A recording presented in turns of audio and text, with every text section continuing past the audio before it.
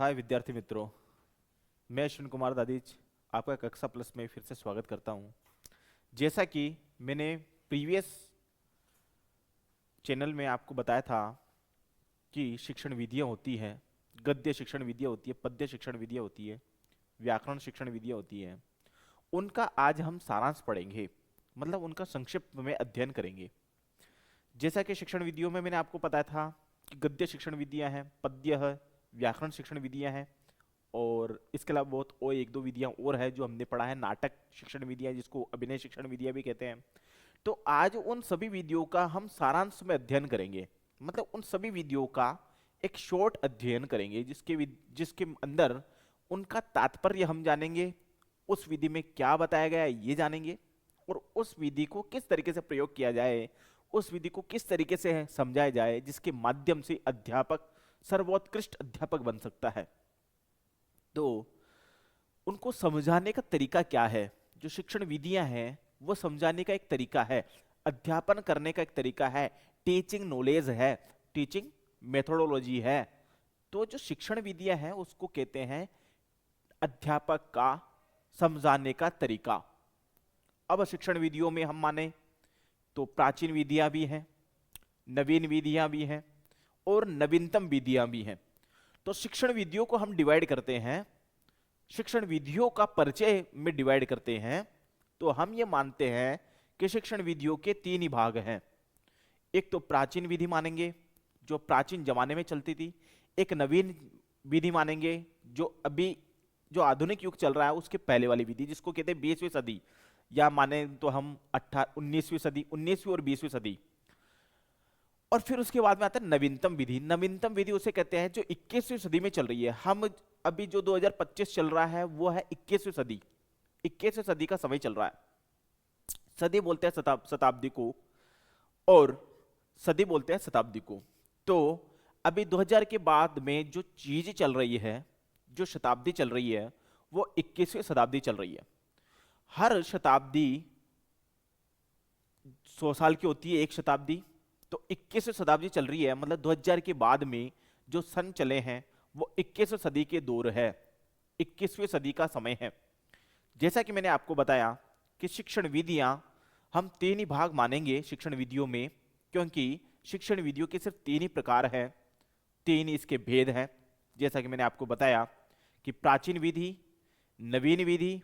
नवीन विधि है 18वीं 19वीं शताब्दी की। अपन माने तो 18वीं शताब्दी को ये मान सकते हैं कि 18वीं शताब्दी से पहले वाली जो शताब्दी चल रही है वो प्राचीन विधि में आती है।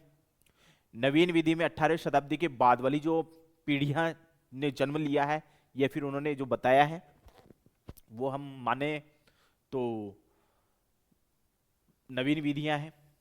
और 21वीं शताब्दी में जब हम चल रहे हैं तो उसको बोलते हैं नवीनतम विधि, जिसको बोलते हैं आधुनिक विधि। नवीनतम विधि मतलब आधुनिक विधियां। तो इस प्रकार से हम पढ़ेंगे शिक्षण विधियों का। जैसा कि हमारा आज का टॉपिक है शिक्षण विधियों का परिचय। इस परिचय में हम सिर्फ तीन ही विधियां पढ़ेंगे, मतलब तीन ही विधियों के भेद पढ़ेंगे। विधियां बहुत सारी पढ़ेंगे, मतलब कहने का अर्थ यह है कि तीन ही विधियां हम पढ़ेंगे, जिसके अंदर आएगी प्राचीन विधि, दूसरी आएगी नवीनतम विधि, नवीन विधि, और तीसरी आएगी नवीनतम विधि। इस प्रकार से तीन प्रकार के इसके भेद हैं। इसके शिक्षण विधियों के तीन भेद हैं, प्राचीन विधि, नवीन विधि और एक नवीनतम विधि।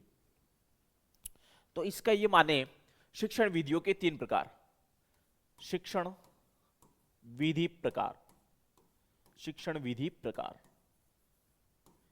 के प्रकार। जैसा कि मैंने आपको बताया कि शिक्षण का सामान्य परिचय हम माने, ये हम जो पढ़ रहे हैं वो एक सामान्य परिचय है जिसको बोलते हैं परिचय। परिचय गद्य विधियां भी इसमें सम्मिलित है।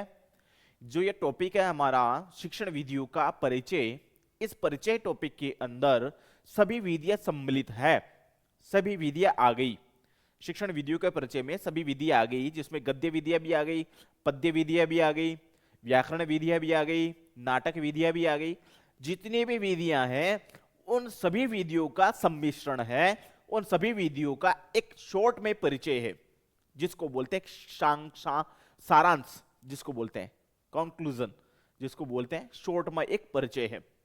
तो इस परिचय में हम पढ़ेंगे सिर्फ सामान्य परिचय, हर विधियां पढ़ेंगे। विधियों के सिर्फ 3 ही भेद हैं, जिसके अंदर प्राचीन विधि हम पढ़ते हैं। पहली आती है प्राचीन विधि।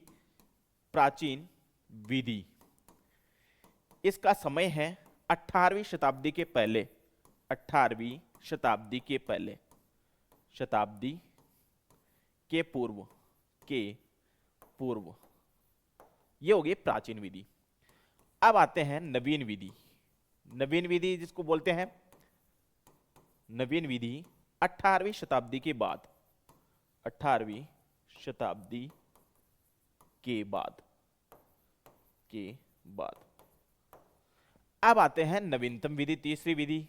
नवीनतम विधि जिसको बोलते हैं हम आधुनिक विधि, ये आती है 18वीं शताब्दी के बाद से लेकर के 20वीं शताब्दी तक, के बाद से लेकर के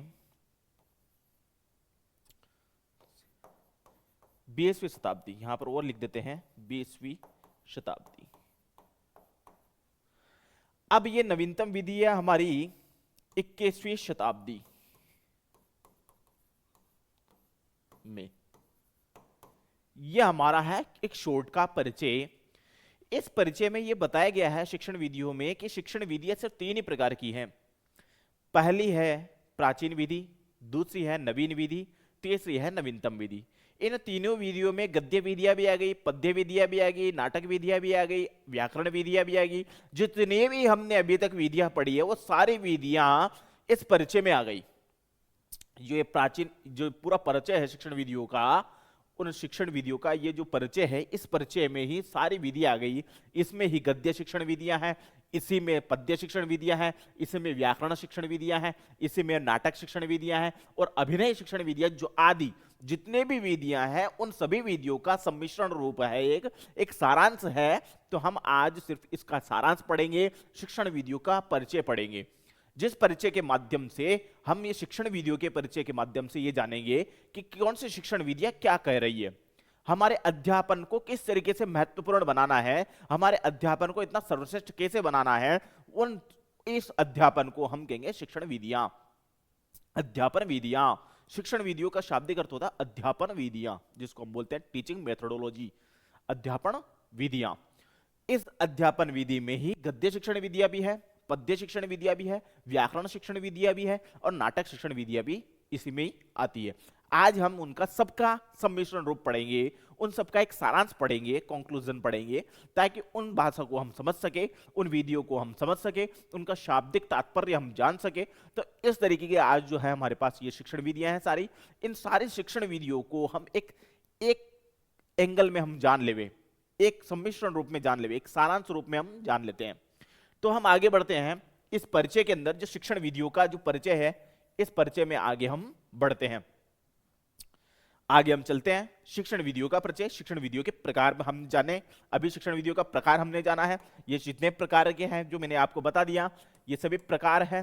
पहला हो गया प्राचीन प्रकार, दूसरा हो गया नवीन प्रकार, तीसरा हो गया नवीनतम प्रकार, जो आधुनिक प्रकार कहलाता है। तो 3 ही प्रकार है। आपको बस यही ध्यान रखना है कि शिक्षण विधियों का जो परिचय में शिक्षण विधियों के 3 ही प्रकार होते हैं। एक प्राचीन विधियां होती है, जिसके अंदर प्राचीन विधियां आ गई, कंठस्थीकरण विधियां आ गई, भंडारकर विधियां आ गई, तो ये प्राचीन विधियां है। नवीन विधियां आ गई जिसके अंदर भाष्यानुवाद विधि है, उसके अंदर ये चीज आदि विधियां आ जाती है।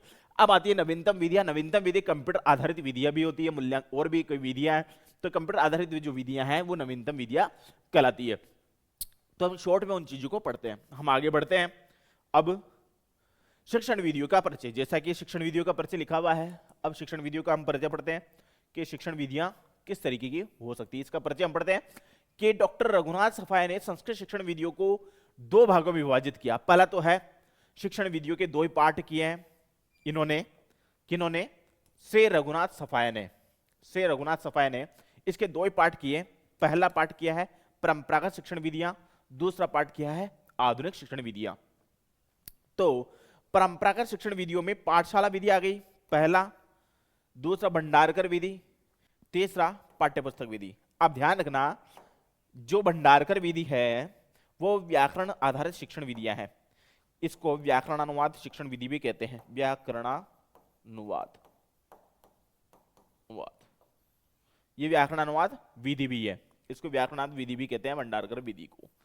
तो ये जो दो विधियां बताई है, ये दो विधियां किसने बताई है? डॉक्टर रघुनाथ सफाया ने। डॉक्टर रघुनाथ सफाया ने कहा कि संस्कृत शिक्षण विधियों को दो भागों में विभाजित करते हैं। सिर्फ एक एक तो परंपरागत शिक्षण विधियां बताएंगे, जैसा कि मैंने आपको बताया परंपरागत शिक्षण विधियां कहते हैं, परंपरागत का शाब्दिक अर्थ होता है प्राचीन। प्राचीन, परंपरागत बोलते हैं प्राचीन को, और आधुनिक बोलते हैं करंट में जो चल रही है आधुनिक, यानी वर्तमान युग। वर्तमान युग। तो इस तरीके से एक तो प्राचीन में डिवाइड होगी शिक्षण विधियां। रघुनाथ सफाई ने कहा कि दो ही प्रकार की हम विधियां मानते हैं, उसके अंदर प्राचीन विधि आ गई और एक नवीन विधि आ गई, जिसको बोलते हैं परंपरागत विधियां, और उसका बाद है आधुनिक विधियां। परंपरागत विधियों को उसको बोलते हैं ट्रेडिशनल जमाना है, परंपरागत उसको कहते हैं ट्रेडिशनल को, जिसके अंदर प्राचीन विधियां आ गई, और अपने आधुनिक आता है जो करंट जो वर्तमान चल रहा है उसके अंदर आधुनिक और वर्तमान विधियां आ गई। आगे हम बढ़ते हैं कि काल यानी समय के दृष्टि में संस्कृत शिक्षण की विधियों को तीन भागों में विभाजित किया जाता है। अब ध्यान रखना, शिक्षण संस्कृत की शिक्षण विधियों को काल के समय में तीन भागों में विभाजित किया जाता है। ध्यान रखना, रघुनाथ सफाई ने सिर्फ यही बताया संस्कृत शिक्षण की दो ही विधियां हैं, प्राचीन विधि और नवीन विधि। लेकिन यदि हम उसको पूरा जाने तो उसके अंदर सिर्फ तीन प्रकार के भेद होते हैं। संस्कृत शिक्षण विधियों के तीन प्रकार होते हैं, उन्होंने तीन प्रकार माने। सभी भी जितने भी वैज्ञानिक हुए, सभी वैज्ञानिकों ने उनको तीन भेद माने हैं। काल के समय के अनुसार उनके तीन भेद हैं। पहला भेद आएगा प्राचीन विधियां, दूसरा भेद आएगा नवीन विधियां, तीसरा भेद आएगा नवीनतम विधियां, जिसको आधुनिक विधियां भी कहते हैं। हम आगे बढ़ते हैं। मैकाले की शिक्षण पद्धति 1635 ईस्वी से पहले की विधियां प्राचीन विधियां हैं। अब ध्यान रखना, पहली विधि जैसा कि मैंने आपको बताया कि प्राचीन विधि है पहली विधि, दूसरी विधि पढ़ते हैं तदुपरांत उसके बाद की विधियां हैं नवीन विधियां। दो से ये विधि आती है नवीन विधियां, फिर कहलाती है आधुनिक मनोवैज्ञानिक की तकनीकी है। जैसा कि मैंने बताया कि आधुनिक विधियां जो होती है उस विधि के अंदर कंप्यूटर आधारित विधियां भी है, जिसको बोलते हैं संगणक विधियां, जिसको बोलते हैं संगणक विधियां। आधुनिक मनोवैज्ञानिक तकनीक का प्रयोग करके पढ़ाने की विधि को नवीनतम शिक्षण विधियां कहते हैं। ध्यान रखना, शिक्षण विधियों के तीन ही भेद हैं। आज हम सिर्फ तीन ही भेदों पर विवेचन करेंगे, तीन ही भेदों पर हम जानेंगे। तो पहली विधि हम जानेंगे प्राचीन विधि, दूसरी विधि हम जानेंगे नवीन विधि, तीसरी विधि हम जानेंगे नवीनतम शिक्षण विधियां। मैंने इनको समय भी मैंने आपको बताया है कि प्राचीन विधि का समय 18वीं शताब्दी के पहले का है। जो पहले का जो समय आता है वो प्राचीन विधियां कहलाती है, नवीन विधियां उसके बाद का समय है, और आधुनिक नवीनतम विधियां जो है आधुनिक विधियां है वो 21वीं शताब्दी की मानी जाती है। आगे हम बढ़ते हैं कि प्राचीन शिक्षण विधियों के भेद। अब माने कि प्राचीन शिक्षण विधियों के क्या प्रकार होते हैं या इसके भेद कितने होते हैं। प्राचीन शिक्षण विधियों के दो ही भेद है। पहली आती है पाठशाला विधि, जिसको बोलते हैं पाठशाला विधि बोल सकते हैं। दूसरी आती है भंडारकर विधि, जिसको व्याकरण अनुवाद विधि कहते हैं। जैसा कि मैंने आपको बताया पहले कि भंडारकर विधि का दूसरा नाम क्या है, व्याकरण अनुवाद विधि। तो शिक्षण की दो विधियां हैं, जैसा कि मैंने आपको यहां पर चार्ट बताया था। एक कि प्राचीन विधि, जैसा कि मैंने आपको बताया 18वीं शताब्दी चल रही है उसकी बाद की विधि। नवीन विधि 18वीं शताब्दी के बाद का समय और 20वीं शताब्दी के पहले का समय। और नवीनतम विधि जो आधुनिक विधि है 21 शताब्दी के बाद का समय, या 21 शताब्दी से चलने वाला समय। तो अब यहां पर हमने बताया है, फिर आगे बढ़ते हैं हम। प्राचीन विधि, नवीन और नवीनतम विधि मैंने आपको बताया है। ये तीन प्रकार की विधियां होती हैं। तीनों प्रकार की विधियों के बाद हम बढ़ते हैं इन तीनों प्रकार डिस्क्रिप्टिव टाइप में, मतलब स्थित विवेचन करते हैं तीन प्रकार की विधियां किस तरीके की है। क्योंकि यदि हम देखा जाए काल समय के अनुसार भी मैकाले ने यह बताया है कि तीन प्रकार की विधियां होती है, और रघुनाथ सफाई ने बताया दो प्रकार की विधियां होती है। लेकिन हमें तो यही मानना है कि तीन प्रकार की विधियां होती है। सिर्फ साफ करने का अर्थ यही है कि आजकल की जो विधियां हैं वो भी प्रचलित है। हम आधुनिक विधि को गलत नहीं मान सकते, नवीनतम विधि को गलत नहीं मान सकते, कंप्यूटर आधारित विधियों को गलत नहीं मान सकते, क्योंकि आजकल का जो दौर है, आजकल का समय है जो तीसरी विधि चल रही है, आजकल का समय है नवीनतम विधि चल रही है, आजकल का जो दौर है कंप्यूटर आधारित विधियां चल रही है। इसलिए विधियों के सिर्फ तीन ही प्रकार होंगे, प्राचीन विधि, नवीन विधि और नवीनतम विधि। क्यों नवीनतम विधि को लेंगे आजकल के दौर में, शिक्षण विधि को तीसरा प्रकार क्यों मानेंगे? उसका एक कारण यह है कि आजकल जो सारा चीज हो रही है वो कंप्यूटर आधारित हो रही है। सब जो कंप्यूटर आधारित विधियां चल रही है, और उसमें कंप्यूटर आधारित विधियों में मशीन लर्निंग चल रहा है जिसको बोलते हैं यांत्रिक अनुवाद, मशीन ट्रांसलेशन चल रहा है। उसके बाद चल रहा है एआई, कृत्रिम भाषा अनुवाद जिसको बोलते हैं, कृत्रिम विधि जिसको बोलते हैं। कंप्यूटर की विधियां हैं ये सारी विधियां जो है नवीनतम विधियां, जो आधुनिक विधियां हैं, 21 शताब्दी की नवीनतम विधियां, जो तीसरा भेद है उस तीसरे भेद के अंदर कंप्यूटर आधारित विधियां हैं। और कंप्यूटर आधारित विधियों में भी मशीन लर्निंग है, उसके बाद आर्टिफिशियल इंटेलिजेंस है, फिर उसके बाद एनएलपी है, उसके अंदर एनएलपी भी है जिसके अंदर अपन माने तो वाक विशेषज्ञता होती है। एनएलपी की जो विधियां होती है उसमें वाक विशेषज्ञता होती है, वाक जिसको बोलते हैं सिद्धि जिसको प्राप्त हो जाती है, जिसे हम माने तो बहुत सारी ऐसी सिद्धियां भी चल रही है। तो बहुत सारी भी सिद्धियों तपस्वी लोग सिद्धियां करते थे पहले, तो आजकल उसको उन सिद्धियों को मशीन लर्निंग में ट्रांसलेट करके, उसको मशीन लर्निंग एआई में ट्रांसलेट करके, उसको एनएलपी में ट्रांसलेट करके प्रयोग किया जा रहा है। आजकल के शिक्षण विधियों का प्रयोग चल रहा है, आजकल के दौर में ये सारी विधियां चल रही है। इसलिए तीसरी विधि हमारे बहुत मायने रखती है। इस तीसरी विधि में हम नवीनतम शिक्षण विधियों में पढ़ेंगे कंप्यूटर आधारित शिक्षण विधियां। ये तीसरी विधि है जो सबसे मोस्ट इंपोर्टेंट विधि है, इसलिए हम तीन विधियां मानेंगे। आगे हम बढ़ते हैं कि प्राचीन शिक्षण विधियों के दो भेद हो गए। एक तो पाठशाला विधि हो गई, पाठशाला विधि उसके जो विद्यालय में पढ़ाई जा रही है। दूसरे हो गए भंडारकर विधि जिसको कंठस्थीकरण विधि भी कह सकते हैं, व्याकरण अनुवाद विधि भी कह सकते हैं। इस भंडारकर विधि को बहुत प्रयोग किया जा रहा है। इस प्राचीन विधि को ट्रांसलेट करके नवीनतम विधि में आरक्षित किया जा रहा है, नवीनतम विधि में प्रयोग किया जा रहा है। इस प्राचीन विधि के द्वारा नवीनतम विधि में, आधुनिक विधि में बड़ा प्रयोग किया जा रहा है, क्योंकि प्राचीन विधियां एक ऐसी है, पुस्तक आधारित विधियां हैं, उस पुस्तकों को नवीनतम विधि जो तीसरी विधि है उस तीसरी विधि में कंप्यूटर में प्रयोग किया जा रहा है। पूरा जो ट्रांसलेट किया जा रहा है वो कंप्यूटर में प्रयोग किया जा रहा है, जिसके माध्यम से इस प्राचीनवाद में पुस्तक विधियां जो भी है, पाठ्य पुस्तक विधियां जो मैंने आपको बताया पाठ्य पुस्तक विधियां हैं, इस पुस्तक को सॉफ्टवेयर में परिवर्तित किया जा रहा है। जैसा कि मैंने आपको जब व्याकरण पढ़ाया था तब मैंने आपको यह बताया था कि पुस्तक को सॉफ्टवेयर में परिवर्तित किया जा रहा है, इन पुस्तकों को एआई में कन्वर्ट किया जा रहा है। एआई जिसको बोलते हैं कृत्रिम बुद्धि। कृत्रिम बुद्धि एक मनुष्य का शरीर होता है, एक मशीनी शरीर होता है। तो मशीनी जो शरीर होता है उस मशीनी शरीर के अंदर उसकी जो बुद्धि होगी वह कृत्रिम होगी। हमारी प्राकृतिक बुद्धि है, उनके कृत्रिम बुद्धि है, बस इतना ही अंतर है। मशीनी अनुवाद है, हम ट्रांसलेट बोले, रोबोटिक्स भी आ जाता है इसके अंदर ही, हम उसको मशीनी शरीर भी मान सकते हैं, रोबोटिक्स को मानते हैं मशीनी शरीर। अब ये जो प्राचीन विधि है इसको नवीनतम विधि में ट्रांसलेट किया जा रहा है। आजकल का जो दौर है उसको नवीनतम विधि में ट्रांसलेट ज्यादा किया जा रहा है। हमारी संस्कृत भाषा कंप्यूटर की सर्वोत्तम भाषा है, कंप्यूटर की ऐसी भाषा है जिसको कोई नकार नहीं सकता। वैज्ञानिकों ने भी इसको बहुत बड़ा प्रयोग किया है, वैज्ञानिक भी इसको नकार नहीं पाए हैं। जैसा कि एक उदाहरण है, नासा में, नासा के वैज्ञानिकों ने एक ऐसा प्रयोग किया कि सभी भाषा को उन्होंने अपनाया, सभी व्याकरण को उन्होंने देखा, सभी लैंग्वेज के जितने भी व्याकरण है उन्होंने पढ़ ली और स्पेस में उसका प्रयोग किया गया, उसका प्रैक्टिकल किया गया। तो स्पेस में जब उसका प्रैक्टिकल किया गया तो सभी व्याकरण, उनके जो लैंग्वेजेस है, नासा ने जितने भी लैंग्वेजेस जितनी भी चलती है दुनिया के अंदर, उन दुनिया के अंदर सारी लैंग्वेज का प्रयोग करके नासा ने माना कि उन लैंग्वेजेस का कोई अर्थ नहीं है। लेकिन बाद में उन्होंने ये सोचा कि भारत देश में एक संस्कृत लैंग्वेज भी है जो देववाणी कही गई है, जो ईश्वरवाणी कही गई है, तो उस संस्कृत लैंग्वेज को हम प्रयोग करें।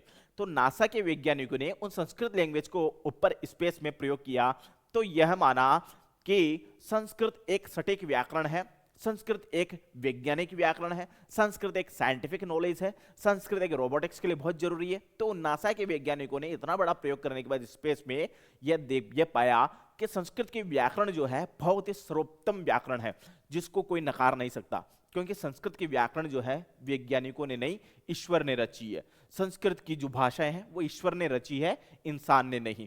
इंसान ने जितनी भी भाषाएं रची है वो अलग भाषाएं हैं जिसका स्पेस में कोई अर्थ नहीं है।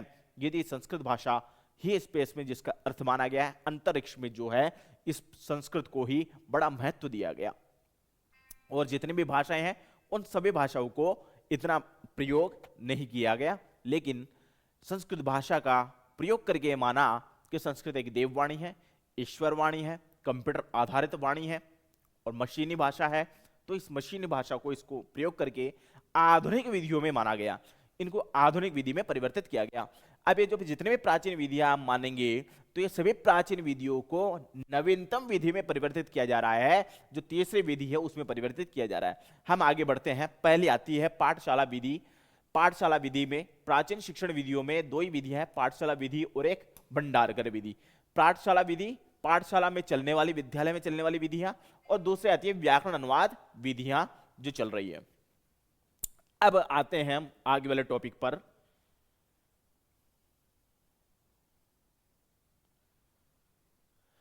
अब आते हैं हम आगे वाले टॉपिक पर, नवीन शिक्षण विधियां। जैसा कि मैंने आपको बताया कि नवीन शिक्षण विधियां बहुत अच्छी विधियां हैं। नवीन शिक्षण विधियों में हम पाठ्य पुस्तक विधि पढ़ेंगे, दूसरा प्रत्यक्ष विधि पढ़ेंगे, तीसरा विश्लेषण विधि पढ़ेंगे। ध्यान रखना, ये जो विश्लेषण विधि है ये अंग्रेजी के लिए महत्वपूर्ण विधि है। इंग्लिश जो भाषाएं होती है, इंग्लिश के लिए, अंग्रेजी भाषा के लिए महत्वपूर्ण विधि, अंग्रेजी भाषा के लिए महत्वपूर्ण विधि है विश्लेषण विधि। और संस्कृत भाषा के लिए महत्वपूर्ण विधि भी बताएंगे आपको, ये अंग्रेजी भाषा के लिए महत्वपूर्ण विधि है। अंग्रेजी भाषा के लिए, अंग्रेजी भाषा के लिए महत्वपूर्ण विधि है विश्लेषण विधि। अब ध्यान रखना, हरवर्टीय प्रणाली का बहुत क्वेश्चन होता है, तो हरवर्टीय पंचपदी प्रणाली है, ये भी पंचपदी विधियां है जो हम माने तो पंचपदी विधियां हैं। आगे आता मूल्यांकन, जो हमने कल पढ़ा था, मूल्यांकन में परीक्षा। मूल्यांकन में परीक्षा में हमने पढ़ा था कि मूल्यांकन किस प्रकार का होता है। मूल्य का अंकन करना, मतलब मूल्य का अंकन का मतलब यह है कि हम जो भी परिणाम होता है उसका कोई ना कोई मूल्य होता है। मूल्य और प्लस अंकन से मूल्यांकन शब्द बनता है, मतलब किसी भी परिणाम का कोई ना कोई अंकन उसका होता है, या फिर किसी भी परिणाम का कोई ना कोई मूल्य होता ही होता है। और अन्वय व्यतिरेक विधि जो हम नवीनतम विधि में है। अब माने कि प्राचीन शिक्षण विधियों में पाठशाला विधि का भंडारकर विधि है। अब ध्यान रखना, पाठशाला विधि भंडारकर विधि भी होती है। पाठशाला विधि अलग है और भंडारकर विधि भी अलग है, क्योंकि पाठशाला में ही भंडारकर विधि का प्रयोग किया जाता है, पाठशाला के अंदर ही व्याकरण अनुवाद विधि का प्रयोग किया जाता है। आगे हमने पढ़ा है नवीनतम शिक्षण विधियां। पहले हमने पढ़ी प्राचीन शिक्षण विधियां, फिर नवीन शिक्षण विधियां।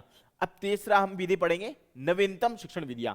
तो पहले हम ध्यान लगे, वापस आप पढ़ ले में कि प्राचीन शिक्षण विधियों के दो ही भेद है। पहला भेद आता पाठशाला विधि जिसको हमने बताया है, दूसरा भेद आता भंडारकर विधि जिसको बोलते हैं व्याकरण अनुवाद विधि। ध्यान रखना, ये प्राचीन शिक्षण विधियां हैं। फिर नवीन शिक्षण विधियां, जैसा कि मैंने आपको बताया है, नवीन शिक्षण विधियां ये 18वीं शताब्दी के पहले की है, पहले, ये 18वीं शताब्दी के बाद ध्यान रखना के पहले। अब आगे हम बढ़ते हैं नवीन शिक्षण विधियों में। पाठ्य पुस्तक विधि पहला आ जाता है, पाठ्य पुस्तक जो किताब के आधारित हो जाता है। दूसरा प्रत्यक्ष विधि है। तीसरा विश्लेषण विधि जो अंग्रेजी भाषा के लिए बहुत महत्वपूर्ण है। चौथी है हरभट्टीय प्रणाली जिसको पंच प्रणाली कहते हैं। पांचवें मूल्यांकन, जिसको बताया मैंने, मूल्य का कोई ना कोई अर्थ होता है, कोई ना कोई अर्थ उसका होता है। छठा है अन्वय व्यतिरेक विधि। अब उसके आगे बढ़ते हैं, नवीन शिक्षण विधियों के बाद हम पढ़ेंगे नवीनतम शिक्षण विधियां भी पढ़ेंगे। उसके पहले हम थोड़ा जान लें कि नवीन शिक्षण विधियों में पाठ्य पुस्तक विधि आ जाती है पहली, जैसा कि हमने अभी पढ़ा है।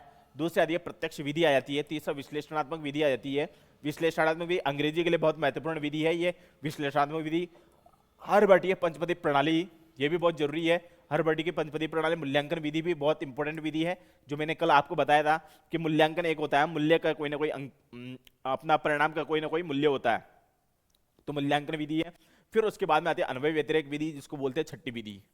अब आते हैं नवीनतम उपागम, बहुत मोस्ट इंपोर्टेंट है कि नवीनतम विधियां, ये एक हमारा तीसरा पॉइंट आ गया। तीसरा पॉइंट हम माने तो तीसरी विधि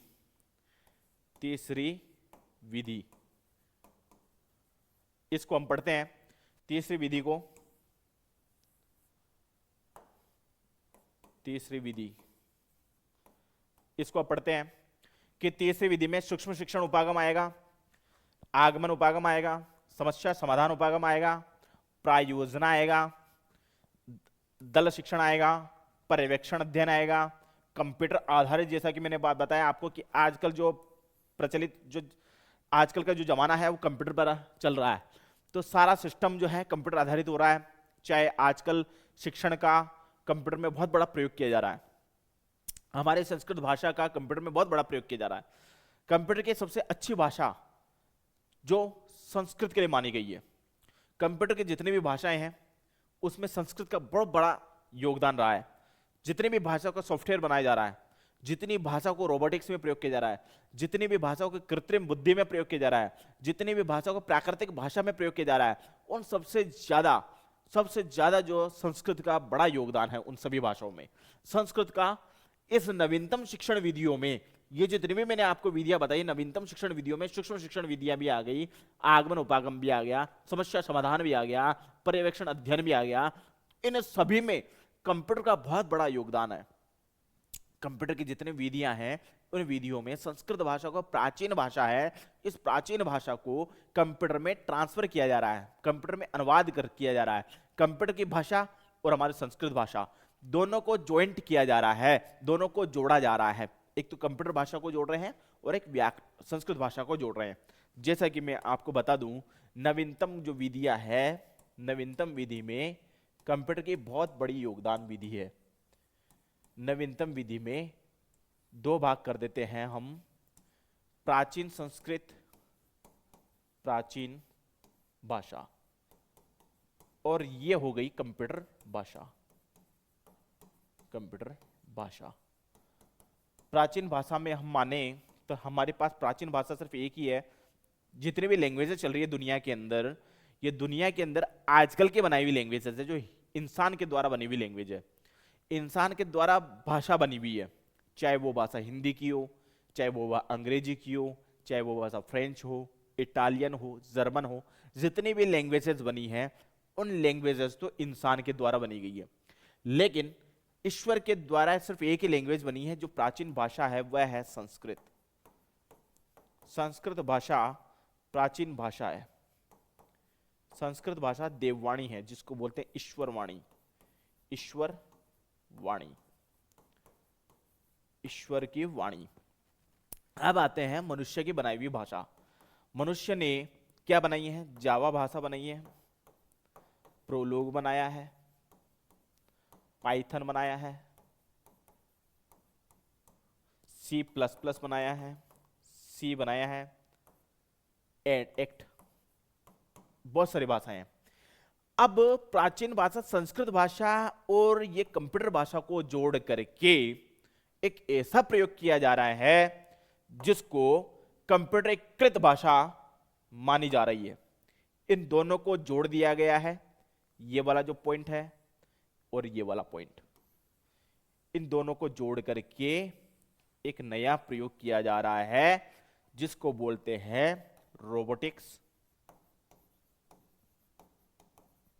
AI, NLP, एक्ट। तो ये जितने भी प्रयोग किए जा रहे हैं, इसके अलावा ML और मान लें अपन, मशीन लर्निंग। तो ये जितनी भी प्राचीन भाषा है हमारी संस्कृत भाषा, वैज्ञानिक जो है इसका प्रयोग कर रहे हैं, वैज्ञानिकों इसे तह तक जाना चाह रहे हैं, गहनता से अध्ययन किया जा रहा है कि ईश्वर में हकीकत में है या नहीं। वो प्राचीन भाषा को इसलिए ले रहे हैं, उसकी अवहेलना कर रहे हैं, संस्कृत भाषा पर हंस रहे हैं।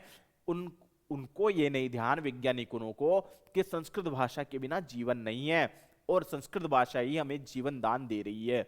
उन वैज्ञानिकों को इतना पता नहीं है कि ईश्वर भी है या नहीं।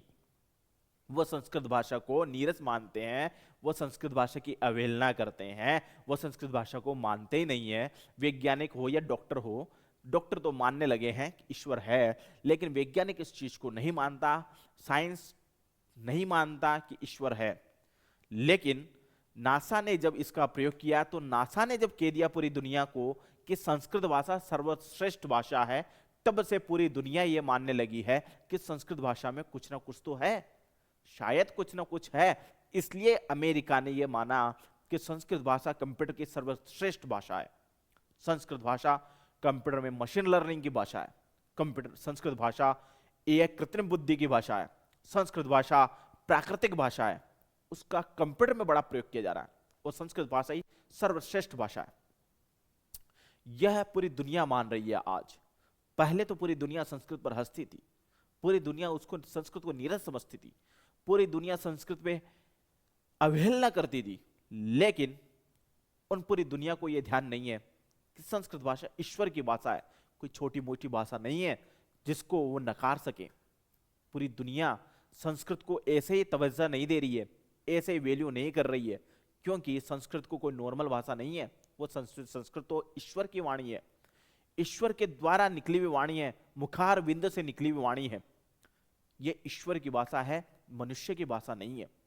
वैज्ञानिक भी इस पे हैरान है जब उनका यह पता लगा कि आत्मा है हमारी, वो कहाँ है। जब नासा ने भी अमेरिकी वैज्ञानिकों ने भी जब प्रयोग किया कि आत्मा जो है वो है या नहीं, उन्होंने जब चेक किया उस मृत जो शरीर है, जो बॉडी है, उस शरीर में आत्मा निकलती है। जब उन्होंने ये वैज्ञानिकों ने देखा कि वाकई में कांच फूट गया है, इसका मतलब आत्मा कहीं ना कहीं से निकली है, तभी कांच फूटा है। तब उनको वैज्ञानिकों ने, डॉक्टरों ने ये माना कि आत्मा है, आत्मा है हमारे शरीर के अंदर, जिससे हमारे शरीर की क्रिया चल रही है, जिससे हमारे मस्तिष्क का रोटेशन चल रहा है, जिससे हमारा न्यूरिकल सिस्टम चल रहा है। इसमें जितना भी न्यूमेरिकल है या फिर जितना भी अपना न्यूरल सिस्टम हो वो चल रहा है, तो वो आत्मा की वजह से चल रहा है। हमारे शरीर के अंदर आत्मा है तभी हम चल पा रहे हैं, हमारे शरीर में आत्मा है तभी हम बोल पा रहे हैं, हमारे शरीर में आत्मा है तभी हम हिल पा रहे हैं, हमारे शरीर में आत्मा है तभी हम जी रहे हैं। तो आत्मा के विषय में बड़ा विस्तृत विवेचन जब वैज्ञानिकों ने किया, उन्होंने भी यह माना कि आत्मा है। उसके बाद अमेरिका ने जब माना तो पूरी दुनिया मानने लगी है कि हमारे हिंदुस्तान में संस्कृत भाषा जो है ईश्वर की वाणी है। तो ईश्वर है, संस्कृत भाषा में बताया गया है। सारी ईश्वर की विवेचन, जितना भी ईश्वर का विवेचन मिलेगा वो संस्कृत भाषा में मिलेगा, अन्य भाषा में नहीं मिलेगा।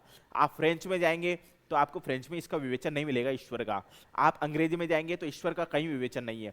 आप यदि दूसरी लैंग्वेज, जर्मन लैंग्वेज में जाएंगे तो ईश्वर का विवेचन नहीं है। लेकिन संस्कृत के अंदर ईश्वर का विवेचन पूरा संस्कृत के अंदर दिया हुआ है। पूरे संस्कृत ईश्वर के द्वारा प्रदत्त है।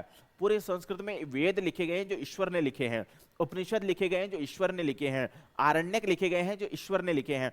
तो ये एक ईश्वर की वाणी है, ईश्वर की भाषा है। वैज्ञानिकों ने नहीं माना, वैज्ञानिक इसका प्रयोग किया, उन्होंने प्रयोग करके फिर माना, प्रयोग करके माना। वैज्ञानिकों ने जब प्रयोग किया तब माने कि ईश्वर वाक्य में देववाणी है। अंतरिक्ष में प्रयोग किया तब माना उन्होंने कि ईश्वर देववाणी है। उसके पहले न तो उन्होंने संस्कृत को माना था, न आत्मा को माना, न जीव जगत ईश्वर सृष्टि प्रक्रिया, कुछ भी नहीं माना उन्होंने। न तो जीव को मानते हैं, न जगत को मानते हैं, न सृष्टि को मानते हैं, न अंतरिक्ष को मानते हैं, न ईश्वर को मानते हैं। उन्होंने किसी को नहीं माना। लेकिन जब उन्होंने प्रयोग किया वैज्ञानिकों ने, तब पूरी दुनिया को उन्होंने बताया कि संस्कृत में ही ये सारी चीजें हैं। संस्कृत ही ईश्वर की वाणी है और हमारे शरीर के अंदर जो रह रहा है वो आत्मा हमारी ईश्वर है। हम जो बोल रहे हैं वो ईश्वर बोल रहा है। हमारे जो शरीर में जितनी भी सिस्टम जो प्रक्रिया चल रही है वो ईश्वर के द्वारा चल रही है। हम जी रहे हैं तो ईश्वर के द्वारा जी रहे हैं। तो सारी चीज वैज्ञानिकों ने माना कि ईश्वर है, हकीकत में है। तो आगे हम बढ़ते हैं। जैसा कि मैंने आपको बताया, नवीनतम विधि जो आधुनिक 21 शताब्दी में जो चल रही है विधियां, उसमें प्राचीन विधि है। प्राचीन विधि को कंप्यूटर भाषा में कन्वर्ट किया जा रहा है। प्राचीन विधि जो हमारी संस्कृत है, प्राचीन भाषा जो संस्कृत है, उसको, उस भाषा को जावा, प्रोलोग, पाइथन, सी में प्रयोग किया जा रहा है। इसमें प्रयोग करके वो रोबोटिक्स बना रहे हैं, कृत्रिम बुद्धि बना रहे हैं, एनएलपी प्राकृतिक भाषा बना रहे हैं, और एमएल जिसको बोलते हैं मशीन लर्निंग बना रहे हैं, यांत्रिक अनुवाद वो कर रहे हैं। तो संस्कृत भाषा और कंप्यूटर भाषा नवीनतम विधियां में होती है। आगे बढ़ते हैं। नवीनतम विधि, जैसा कि मैंने आपको बताया, कंप्यूटर विधियां भी इसमें आएगी नवीनतम विधियों में। नवीनतम विधियों में कंप्यूटर की विधियां भी आएगी। तो जैसा कि ये 21वीं शताब्दी की है, 21वीं शताब्दी, ध्यान रखना, नवीनतम विधियां भी, तीसरी विधि जो चल रही है ये नवीनतम विधि है। ये तीसरी विधि नवीनतम विधि, ध्यान रखना, ये तीसरी विधि है नवीनतम विधि। इसके पहले जो विधि हमने पढ़ी है वो प्राचीन विधि और नवीन विधि ही पढ़ी है। पहले ये पढ़ी हमने पाठशाला विधि, दूसरी पढ़ी हमने, पहले पढ़ी है प्राचीन शिक्षण विधि, फिर नवीन शिक्षण विधियां। पहली ये विधि थी प्राचीन विधि, दूसरी आई है नवीन शिक्षण विधियां। अब ये जो तीसरी विधि हम पढ़ रहे हैं, नवीनतम शिक्षण विधियां। नवीनतम शिक्षण विधियां में देखो, सबसे पहला आता है सूक्ष्म शिक्षण। सूक्ष्म शिक्षण पहली विधि। फिर आती है आगमन विधि, फिर आती है समस्या समाधान विधि, फिर ह्यूरिस्टिक प्रणाली जो हर्बटीय प्रणाली मैंने बताई थी आपको, हर्बटीय विधि, हर्बटीय प्रणाली को परिवर्तित करके ह्यूरिस्टिक प्रणाली में डिवाइड कर दिया उसको। हर्बटीय प्रणाली को परिवर्तित कर दिया, हर्बटीय प्रणाली में कुछ जोड़ दिया गया, हर्बटीय प्रणाली में कुछ जोर डाला और उसके अंदर कुछ ऐसा नया कर दिया गया जिसका प्रयोग करके ह्यूरिस्टिक प्रणाली बनी, जिसको बोलते हैं चौथी प्रणाली। चौथी विधि कहते हैं ह्यूरिस्टिक प्रणाली, ये हर्बटी प्रणाली से जुड़ी हुई है।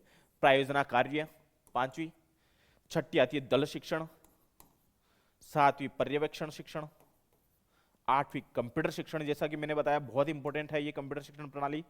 फिर आती है संरचनात्मक प्रणाली नौवा, और 10वीं आती है निदानात्मक, ये क्लिनिकल वाला बहुत जरूरी है, ये भी बहुत इंपॉर्टेंट है। निदानात्मक बोलते हैं क्लिनिकल, जिसको बोलते हैं चिकित्सा, क्लिनिकल विधि है ना। निदानात्मक थोड़ा ध्यान रखना, ये चिकित्सा का क्षेत्र है, चिकित्सा क्षेत्र से संबंधित है ये विधि। कंप्यूटर पर प्रणाली में एआई, एमएल, रोबोटिक्स, ये चीज आ जाएगी इसमें, जो भी प्रयोग ज्यादा की जा रही है। जैसे ये संरचना है, प्राचीन विधि हमने पढ़ी है, नवीन शिक्षण विधियां पढ़ी है, फिर उसके बाद में नवीनतम शिक्षण विधियां हैं, ये तीसरी विधि है नवीनतम शिक्षण विधियां।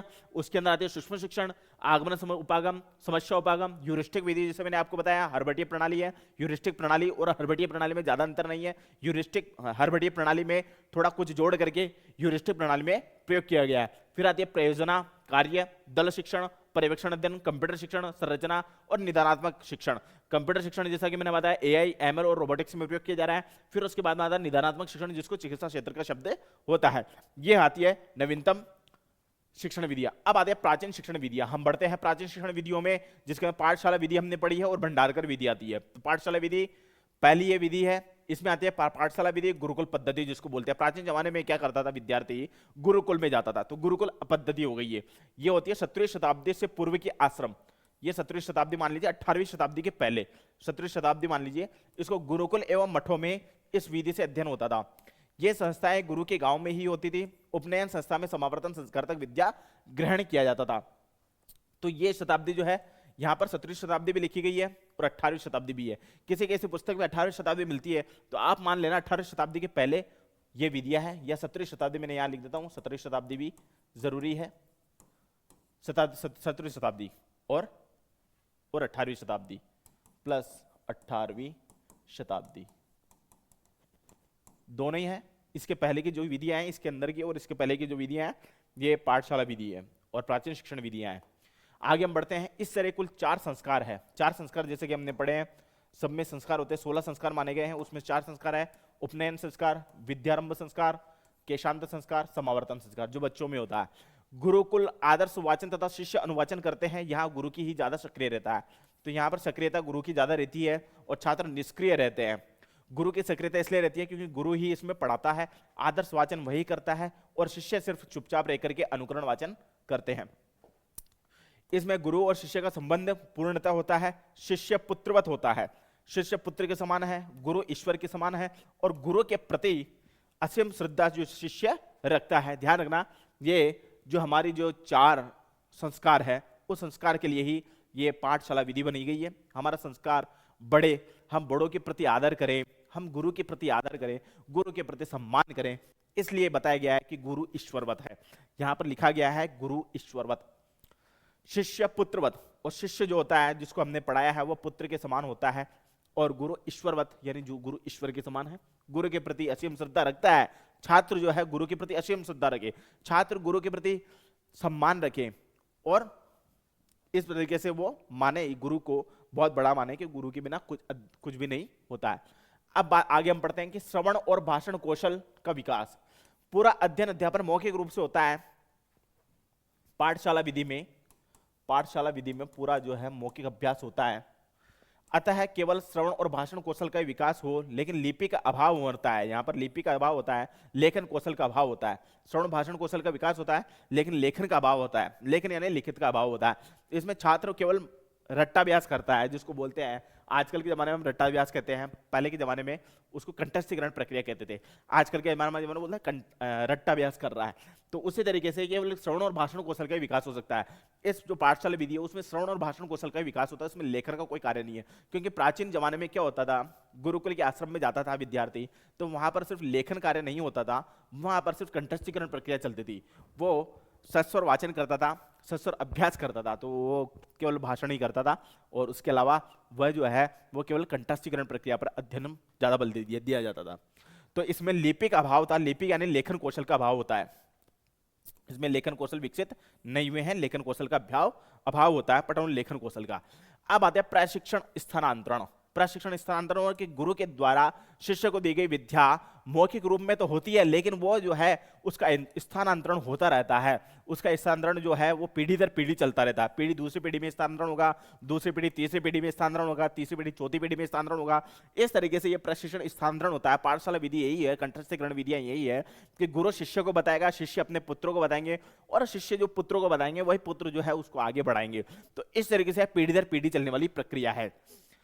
करने व स्मरण पर बल, इसमें स्मरण पर बल दिया जाता था, इसमें स्मरण कौशल पर ज्यादा बल दिया जाता था, मतलब इसमें कंठस्थीकरण प्रक्रिया ज्यादा चलती थी, कंठस्थीकरण प्रक्रिया ज्यादा चलती थी, तो यहां पर कंठस्थीकरण प्रक्रिया पर बल दिया जाता था। दिया गया इसमें स्मरण शक्ति पर चरम विकसित था।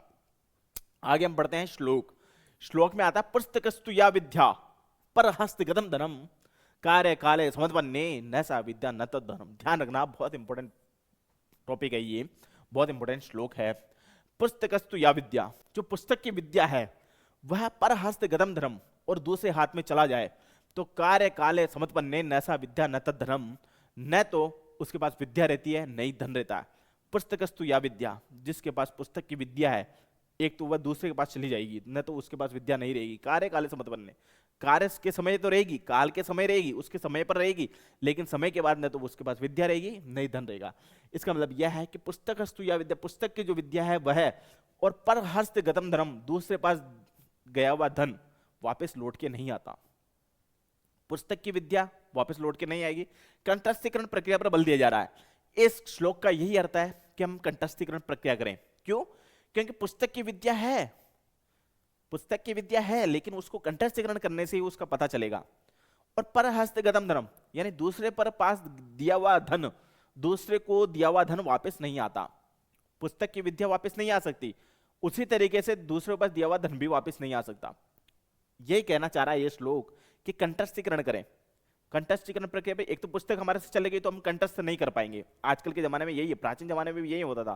पुस्तक यदि कहीं दूसरी जगह चल गई तो हम बिना पढ़े फेल हो जाएंगे, पढ़ ही नहीं पाएंगे हम, क्योंकि पुस्तक रहेगी तभी हम पढ़ेंगे, पुस्तक नहीं है तो पढ़ेंगे कहां से। और दूसरे को, हमारे पास धन है लेकिन हमने वो धन किसी दूसरे को दे दिया तो वो धन भी हमारे पास नहीं आएगा, क्योंकि दूसरे पास दिया हुआ धन हो सकता है आवे ना आवे, जरूरी नहीं आए। तो पुस्तक से ही हम पढ़ सकते हैं, पास हो सकते हैं, अपने पास रहा हुआ धन से ही हम अमीर हो सकते हैं। तो इसलिए पुस्तक है तो ही हमारा ज्ञान है, और धन है तो ही हम अमीर है।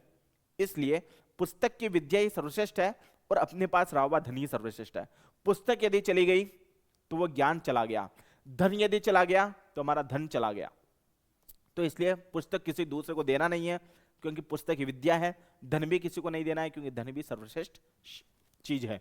तो इसलिए पुस्तकस्तु या विद्या पर हस्तगतम धनम कार्य काले समत्पन्ने न सा विद्या न तद धनम। पुस्तक दिया हुआ पुस्तक तो न तो वो पुस्तक रहेगी, हमारा ज्ञान नहीं रहेगा। उसके अलावा पर हस्तगतम धनम, दूसरे पास दिया हुआ धन वो वापस नहीं आता। इस तरीके से पुस्तकस्तु या विद्या पर हस्तगतम धनम कार्य काले समत्पन्ने न सा विद्या न तद धनम। इसका यही शब्द करता है हम कंठस्थीकरण प्रक्रिया करें, हम पुस्तक की प्रक्रिया को याद कर लेवे, कंठस्थ कर लेवे, प्राचीन विद्या समाहित कर लेवे। इसका कहने का अर्थ यही है श्लोक का कि हम सारी प्राचीन विद्याएं जितने भी है हम उसको कंठस्थीकरण कर लेवे, प्राचीन शक्तियां जो भी हैं उसको कंठस्थीकरण कर लेवे। तो यही पुस्तक की चीज है जो पाठ्य पुस्तक विधि कहते हैं। आगे बढ़ते हैं कि उसका उद्देश्य क्या है। संस्कृत के अंतर तत्व का अध्ययन करने के ज्ञान को हृदयंगम करना। हृदयंगम करना, अंतर तत्व को जानना, हमारे अंतर तत्व का मतलब ईश्वर को जानना, ईश्वर को जानना, जानना यहां तक है। फिर उसके बाद में शास्त्रार्थ के द्वारा आदर्श विद्वान बनना, पुरुषार्थ चतुष्टय जिसमें आता धर्म, अर्थ, काम और मोक्ष। काम, मोक्ष, यह हमारा पुरुषार्थ है। पुरुषार्थ हमारा ये कहते हैं कि हम धर्म करें, अर्थ संचय करें, काम भी करें और मोक्ष भी प्राप्त करें। तो ये पढ़े थे हमने पाठ्य पुस्तक विधि में। अब आते हैं भंडारकर विधि, जिसको बोलते हैं व्याकरणानुवाद विधि। इसमें आता है प्रवर्तक इसके रामकृष्ण गोपाल भंडारकर, समर्थन है इसमें आशु रामचंद्र। अब बोल रहा है रामकृष्ण गोपाल भंडारकर क्या कह रहे हैं, ने मेकाले की पाश्चर्य पद्धति को अपनाकर तुलनात्मक भाषा विज्ञान का प्रयोग किया। ध्यान रखना, मेकाले ने 3 विधियां बताई, 3 विधियां, प्राचीन विधि, नवीन विधि, नवीनतम विधि, इन्होंने 3 विधियां बताई। अब रामकृष्ण गोखले ने क्या किया, इन तीनों विधियों को तुलनात्मक भाषा विज्ञान में परिवर्तित कर दिया और नियमों का समावेश करके इस विधि का प्रवर्तन किया और पाश्चात्य विधि का अनुकरण करके केवल व्याकरण और अनुवाद पर बल दिया गया। अतः इस विधि को व्याकरण अनुवाद विधि भी कहते हैं। इन्होंने क्या किया, रामकृष्ण गोखले ने, रामकृष्ण गोपाल गोखले ने, इन्होंने यह किया कि जो भंडारकर विधि है, प्राचीन विधि है, मेकाले के द्वारा, मेकाले के विद्वत्ता को प्राप्त किया। मेकाले ने जो शिक्षण विधियां बताई, नवीनतम शिक्षण विधियां, उन्होंने मेकाले के चीज को अपने पास लिया। मेकाले के चीज को रामकृष्ण गोपाल ने अपने पास लिया, उसको तुलनात्मकता में परिवर्तित कर दिया, तुलनात्मक भाषा विज्ञान में परिवर्तित कर दिया। यह है तुलनात्मक भाषा विज्ञान। तुलनात्मक भाषा विज्ञान में परिवर्तित कर दिया। जो भाषा थी, संस्कृत भाषा थी, उस भाषा को दूसरी भाषा में परिवर्तित करके तुलनात्मक परिवर्तित कर दिया, तुलनात्मक भाषा विज्ञान परिवर्तित कर दिया। और इस विधि को व्याकरण अनुवाद विधि में परिवर्तित किया। किसने किया, रामकृष्ण गोपाल ने, रामकृष्ण गोपाल भंडारकर ने। भंडारकर ने मेकाले की 2 कॉपी करी, जिसका कहने का अर्थ यह है मेकाले की 3 बताई हुई, 3 विधियां बताई, इन 3 विधियों की 2 कॉपी करी पहले तो, फिर उसके बाद में इसका ट्रांसलेट किया, ट्रांसलेट करके इसको व्याकरण विधि पर बना दिया गया, भंडारकर विधि को। मेकाले की जो विधि है उसको व्याकरण विधि में परिवर्तित कर दिया भंडारकर विधि, यानी भंडारकर ही इसके लेखक है, प्रवर्तक है। आगे बढ़ते हैं। व्याकरण और अनुवाद के माध्यम से संस्कृत पठन पाठन छात्रों के लिए केवल व्याकरण, पहला तो है व्याकरण, फिर उसका अनुवाद करना तथा अनुवाद की प्रक्रिया को सिखा दो, विस्तृत संस्कृत साहित्य का अध्ययन स्वयं कर लेंगे। यह हो सकता है कि व्याकरण जिसको आगे भाषा के अंदर, उसको किसी साहित्य की जरूरत नहीं है, व्याकरण यदि याद है तो साहित्य खुद ब खुद ही कर सकता है, सेल्फ कर सकता है, विद्यार्थी स्वयं कर सकता है, उसमें विद्यार्थी को किसी हेल्प लेने की जरूरत नहीं है। यदि भाषा के अंदर उसको व्याकरण कंठस्थ करना है तो उसको किसी दूसरे की हेल्प लेने की जरूरत नहीं है। भंडारकर विधि में स्थूल से सूक्ष्म की ओर चलती है, सरल से कठिन की ओर चलती है, ज्ञात से अज्ञात की ओर चलती है, मनोवैज्ञानिक से विज्ञान की ओर बढ़ा जाता है। अनुवादों से ही संस्कृत साहित्य का परिचय करवा दिया जाता है, इसमें मनोविज्ञान से विज्ञान की ओर। अब आता है अनुवादों से ही संस्कृत साहित्य का परिचय करवा दिया जाता है। जैसा कि मैंने बताया, इसमें व्याकरण और अनुवाद विधि है, भंडारकर विधि, भंडारकर खुद ही लेखक है, भंडारकर नाम से ही भंडारकर विधि बनाएगी। अब भंडारकर विधि खुद ही बनाएगी, भंडारकर खुद ही लेखक है, तो भंडारकर विधि ने ये, भंडारकर साहब ने यही सोचा कि क्यों न हम संस्कृत को अनुवाद कर दिया जाए, संस्कृत का तुलनात्मक भाषा विज्ञान कर दिया उन्होंने, तुलनात्मक भाषा विज्ञान, कॉम्पैरेटिव लैंग्वेज साइंस, तो तुलनात्मक भाषा विज्ञान कर दिया उन्होंने। उन्होंने ये सोचा कि मेकाले ने 3 विधियां बताई, प्राचीन विधि, नवीन विधि, नवीनतम विधि। अब 3 विधियों को प्राचीन विधि के अंदर हम ऐसा करते हैं, जो शिक्षण विधियां हैं वो संस्कृत भाषा को हम व्याकरण में अनुवाद कर देते हैं, व्याकरण का हिंदी में अनुवाद कर देते हैं। तो संस्कृत भाषा का जो व्याकरण थी उसका हिंदी में अनुवाद किया, तो इससे व्याकरण विधि भी कहते हैं इसको, इस विधि का नाम व्याकरण विधि भी है। अब आते हैं स्तोत्र, स्तोत्र और भाषा, स्तोत्र भाषा, लक्ष्य और भाषा। तो इस तरीके से है, हम इसको इस तरीके से मान सकते हैं। पहला ये माने कि पहला टॉपिक है स्तोत्र, दूसरा है लक्ष्य। अब जिस भाषा में अनुवाद होता है उसको व्याकरण अनुवाद विधि कहते हैं या भंडारकर विधि कहते हैं। 2 नाम है, एक तो व्याकरण अनुवाद विधि और भंडारकर विधि, दोनों ही एक ही चीज है। व्याकरण अनुवाद विधि अलग नहीं है, भंडारकर विधि अलग नहीं है, दोनों एक ही चीज है। भंडारकर विधि को ही व्याकरण अनुवाद विधि कहते हैं। शिक्षण योजना, अब आती है इसकी योजना क्या है। साधारण ज्ञान दे सकते हैं, संस्कृत से अंग्रेजी में अनुवाद कर सकते हैं, अंग्रेजी से संस्कृत में अनुवाद कर सकते हैं, शब्दकोश का इसमें ज्ञान बढ़ता है, क्योंकि व्याकरण विधि याद है तो शब्दकोश का ज्ञान बढ़ता है। अब आता है नवीनतम शिक्षण विधि, नवीन शिक्षण विधियां। अब नवीन शिक्षण विधियां मेकाले ने बताया, सिर्फ मेकाले की जो शिक्षण विधियां हैं वही आपको याद करनी है। मेकाले की शिक्षा पद्धति के बाद ही शिक्षण विधियों को नवीन शिक्षण विधि कहा जाता है। पाठ्यपुस्तक विधि उसमें आएगी, प्रत्यक्ष विधि आएगी, मौखिक विधि आएगी, संयुक्त विधि, विश्लेषण, हर्बटीय प्रणाली और मूल्यांकन विधि। अब पाठ्यपुस्तक विधि है, इसमें पाठ्यपुस्तक की आवश्यकता होती है। प्रत्यक्ष विधि है जो सामने हो सकता है, जैसे साक्षात्कार भी हो सकता है, जो प्रत्यक्ष होता है, साक्षात्कार भी इसमें आ जाता है। मौखिक अभ्यास, जिसके अंदर मौखिक अभ्यास होता है, जिसमें भाषण कौशल आदि का विकास होता है, भाषण कौशल आदि का विकास,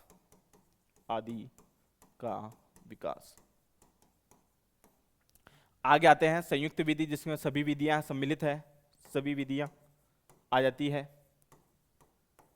फिर उसके बाद में विश्लेषणात्मक विधि, अंग्रेजी के लिए सर्वोत्तम विधि, अंग्रेजी की सर्वोत्तम विधि, की सर्वोत्तम विधि, सर्वोत्तम विधि।